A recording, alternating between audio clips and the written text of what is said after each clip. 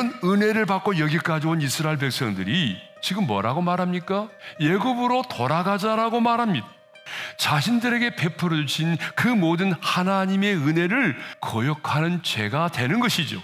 6월절 어린 양으로 인간의 몸을 입고 이 땅에 오셔서 십자가에서 우리를 위하여 피 흘려 죽으시고 우리를 구원하신 그 구원의 은총을 부정하고 거역하는 것이 되는 거예요. 그러므로 애굽에 대한 경험을 가지고 있던 그들은 어려운 일만 생기면 애굽으로 돌아가자라고 말을 했던 것입니다.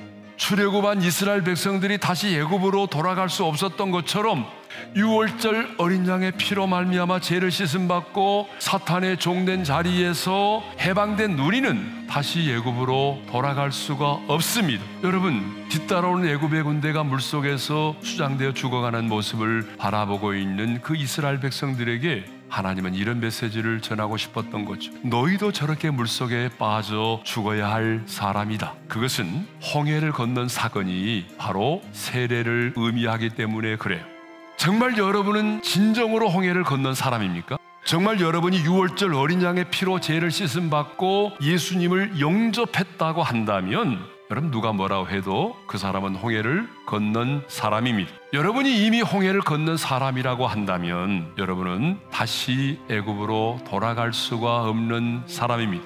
아무리 광야의 인생길이 힘들고 어려워도 우리의 인생 가운데 이해되지 않는 일이 일어나도 다시 우리는 애굽으로 돌아가면 안 됩니다.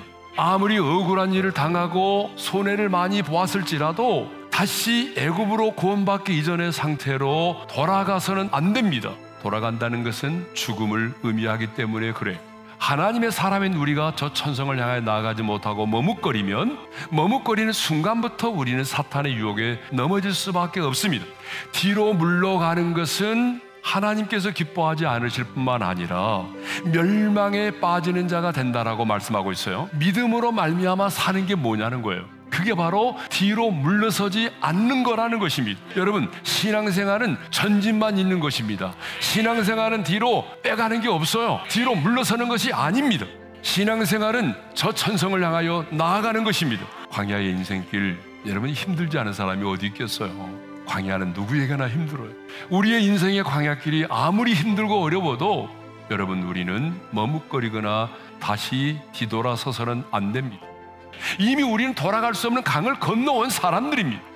광야의 인생길이 힘들어도 내 인생의 끝자락에서 나를 만나주실 주님을 생각하면서 영광스러운 가나안 땅 저 천성을 바라보면서 이번 한 주간 동안도 한 걸음 한 걸음 앞으로 나아가는 우리 모두가 될 수 있기를 주님의 이름으로 축원합니다.